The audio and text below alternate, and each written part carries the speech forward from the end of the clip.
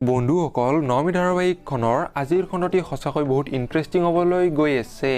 যোৱা খণ্ডত আমি দেখিবলৈ পাওঁ যে বৃন্দাই বিষ্ণুক দেউতাকৰ কথা সোধে, কিন্তু নমি ধাৰাবাহিকখনৰ আজিৰ খণ্ডটিত আমি দেখিবলৈ পাম বিষ্ণুৱে বৃন্দাক দেউতাকৰ মৃত্যু হোৱা বুলি ক'ব, কিন্তু এই কথাত বৃন্দাই বিশ্বাস নকৰিব আৰু বিষ্ণুক এৰি বৃন্দাই নিজে দেউতাকক বিচৰাৰ সিদ্ধান্ত ল'ব। এতিয়া বাৰু বৃন্দাই কি কৰিব জানিবলৈ পাব আপোনালোকে নমি ধাৰাবাহিকখনৰ আজিৰ খণ্ডটিত। এইফালে দোকানত থকা ল'ৰাজনৰ পৰা বিভানৰ দেউতাকে যে বিষ্ণুক বিচাৰি গৈছিল এই কথাটো গম পায় আৰু বিষ্ণুৱে দোকানত কাম কৰা ল'ৰাজনক সিহঁতে বিদেশলৈ যোৱা বুলি মিছা মাতিবলৈ কয়।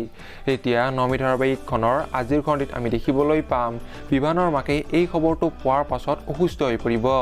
এতিয়া বাৰু বিভানৰ মাকৰ কি হ'ব? তপনে বাসুক বিভানক সকলোবোৰ কথা ক'বলৈ পঠিয়াই যদিও বিষ্ণুৱে আহি নিজে কথাবোৰ কম বুলি কোৱাৰ পাছত তপনে বাসুক উভতি আহিবলৈ কয়, কিন্তু বাসুৱে বিষ্ণু আৰু বৃন্দা যে সিহঁতৰ ঘৰলৈ আহিছিল এই কথাটো বিভানক কয়। এতিয়া বাৰু বিভানে বিষ্ণুক বিচাৰি উলিয়াব পাৰিবনে? সঁচাকৈ নমি ধাৰাবাহিকখনৰ আজিৰ খণ্ডটি বহুত বেছি ইণ্টাৰেষ্টিং হ'বলৈ গৈ আছে।